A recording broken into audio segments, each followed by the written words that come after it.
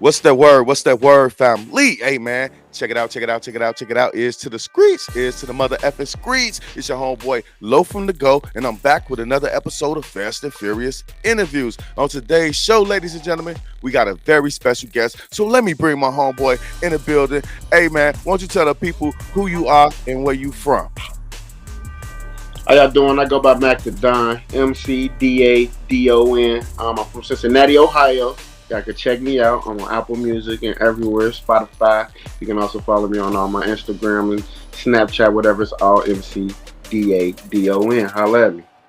All right, so Mac the Don, the reason why I got you on the show is because somebody told me to listen to your music. I listened to your music and it just blew me, back. It blew me way the fuck back, man. Why don't you describe your style to the people? I got various different styles, from me listening all the way from my old school hip hop rap.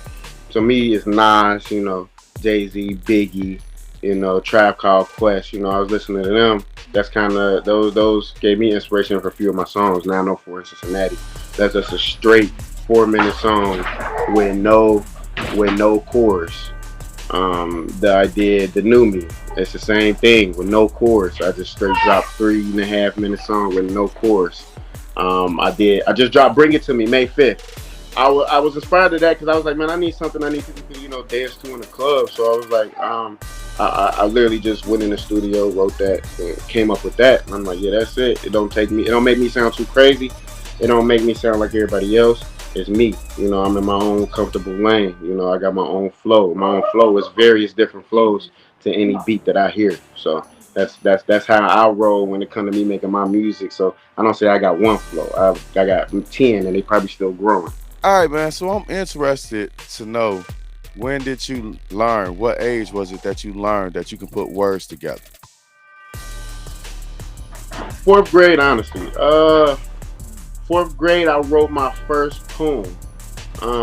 What inspired me to write it was that black statistic, not to be another statistic. That's what inspired me to write that. And I got an A, and I got to say it in front of some civil people down at Music Hall growing up.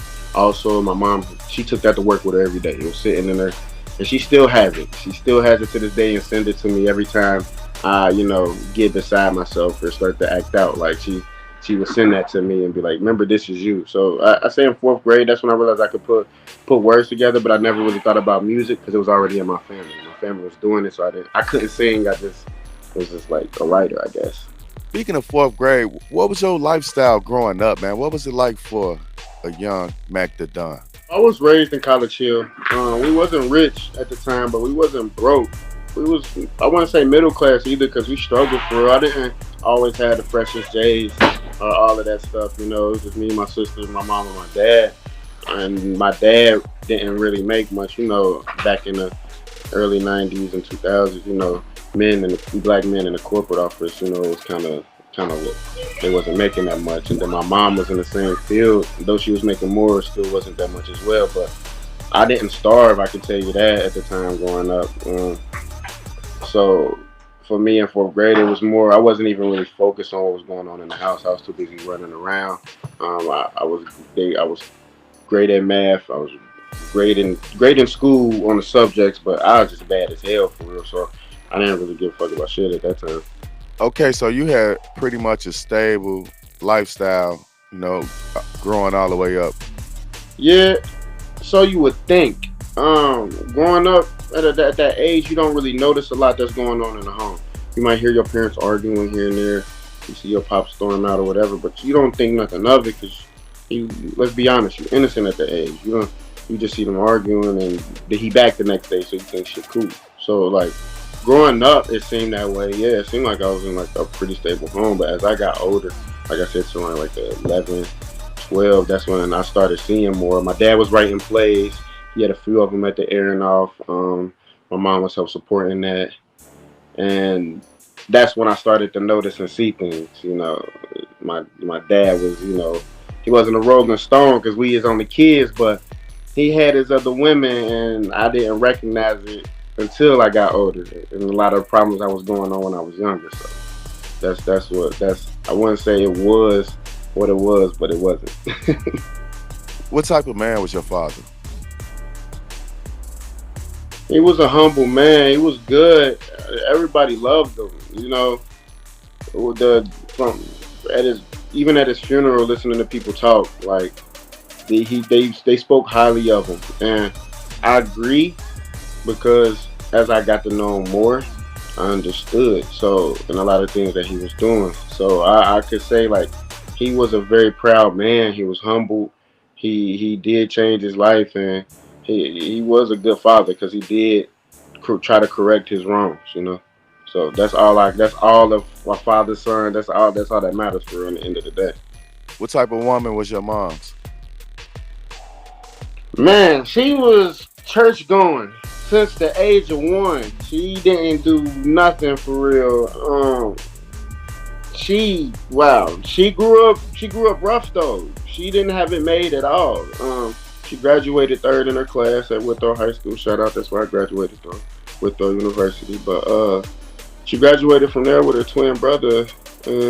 Back in them days, they wasn't really giving a hell about about black people. So they didn't go to college after that, but they did good with what they had and made do. Um, so I would say my mom is very church for church going, God fearing. She loves kids. Kids love her. Everybody love her. So she's a very good woman and very caring. That's what a mother is: nurture and care. You'll see that.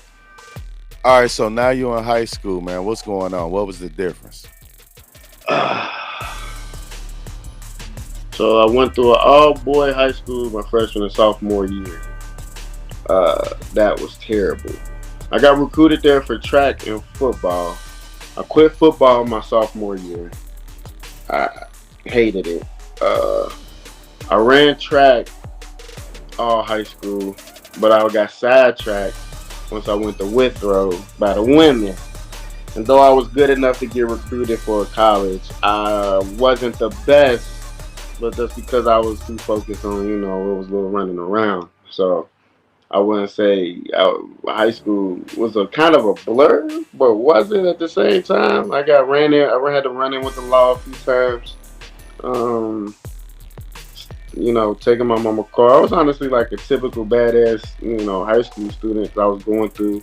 We was, we was in my high school year. We was broke. Yeah, so high school. I went to LaSalle my freshman sophomore year. It was an all boy Catholic high school.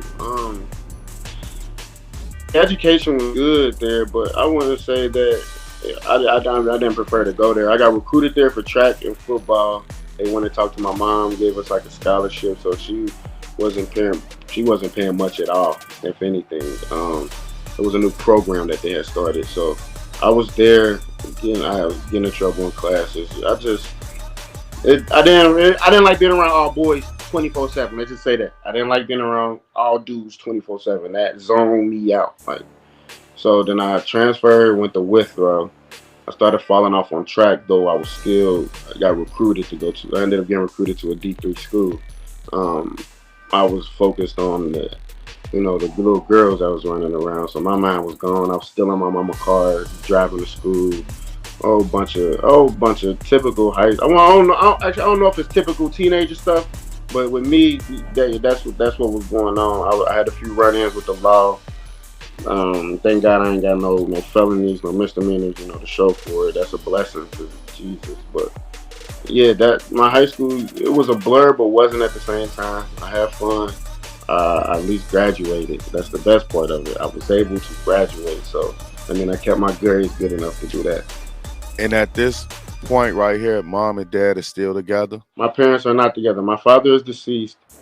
They're not together. My father is deceased, and he was remarried with another woman named Delisa. My mom is remarried to another man named Gregory. Did your father get married first? Yes, yes. My father got married first. I want to say it was like 2 years later. At that point, man, what was going on in your mind, bro?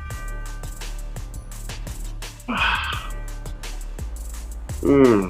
What was going on in my mind? So I was in high school still. I was in high school still. So, like I said, at the time, I was basically a ladies' man. So I wasn't really focused on what's going on in the house. I was getting in trouble, chasing these little girls around and I saw my mama struggle, and you know, she still didn't ask me to go and work, do none of that. She wanted me to actually be a high school student. You feel me? She didn't want me to go through and have to stress. So I did my own little thing though, where I was bringing in, you know, a little money and stuff. And I don't want to get into that, but I was doing my own little thing. Where I was able to at least go to school and show off a little bit, but my mindset wasn't on what was going on in the home because I wasn't really. I was still numb to the situation. I'm going to two different homes. You know, I was numb to that shit.